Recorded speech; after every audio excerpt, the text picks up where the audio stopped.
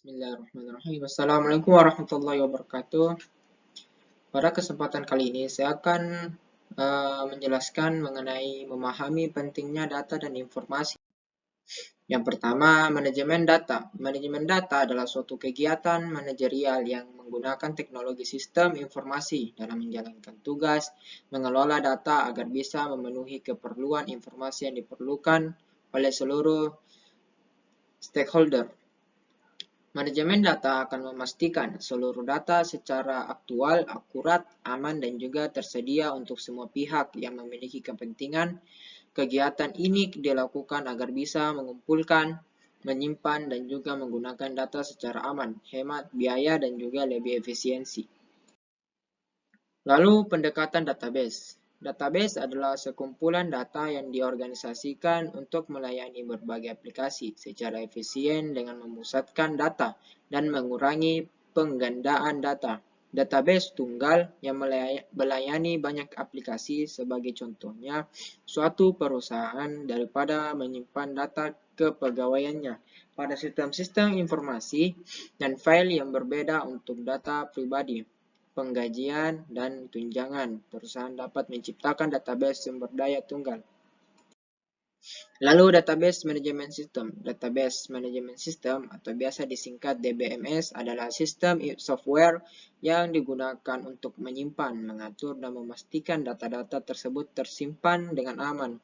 Dengan DBMS, user bisa membuat, membaca, memperbarui, dan menghapus data yang ada di database. Intinya, DBMS ini berperan sebagai interface antara database dan end user atau program aplikasi untuk menulis dan menjalankan request tugas tertentu. Bahasa query yang paling umum digunakan adalah Structured Query Language atau SQL.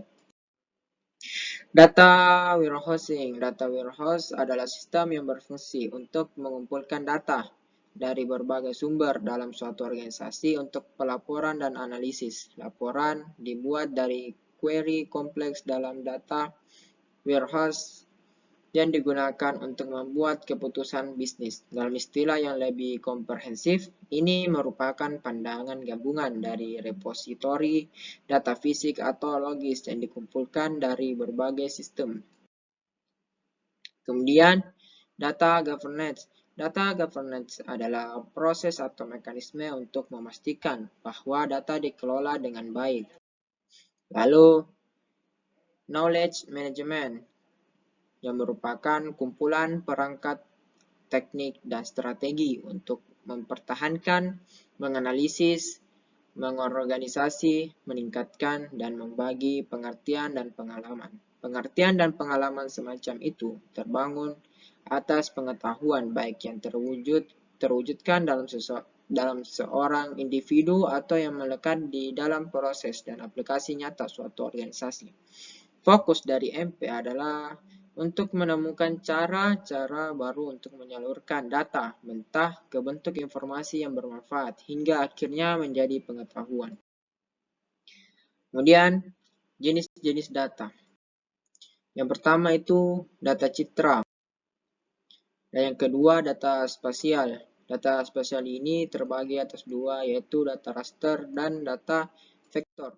Data raster di sini sebuah data yang dihasilkan dari suatu sistem penginderaan jauh. Pada data raster, struktur sel grid yang merepresentasikan objek geografis yang disebut pixel atau picture element. Resolusi pada data raster tergantung pada ukuran pixelnya.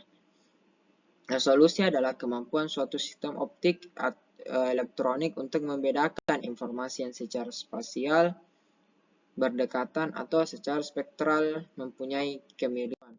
Dan data vektor, sebuah data yang direpresentasikan sebagai suatu bentuk mozaik berupa titik atau poin, garis, poligon yaitu wilayah atau daerah yang dibatasi oleh garis awal dan akhir berada pada titik yang sama, serta nodes yaitu sebuah titik perpotongan di antara dua garis.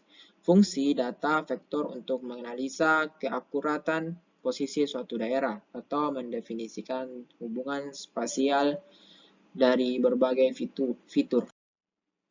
Kemudian data audio. Data audio merupakan proses pengumpulan dan pengevaluasian bukti-bukti yang dilakukan oleh pihak yang independen dan kompeten untuk mengetahui apakah suatu sistem informasi dan sumber daya terkait secara memadai telah dapat digunakan untuk yang pertama itu melindungi aset, menjaga integritas dan ketersediaan sistem dan data, lalu menyediakan informasi yang relevan dan handal. Kemudian mencapai tujuan organisasi dengan efektif, lalu menggunakan sumber daya dengan efisien, dan yang terakhir itu tujuan audit SEI adalah untuk meninjau dan mengevaluasi pengendalian internal yang melindungi sistem tersebut. Oke, mungkin cukup sekian dapat saya sampaikan. Kurang dan lebihnya mohon dimaafkan. Assalamualaikum warahmatullahi wabarakatuh.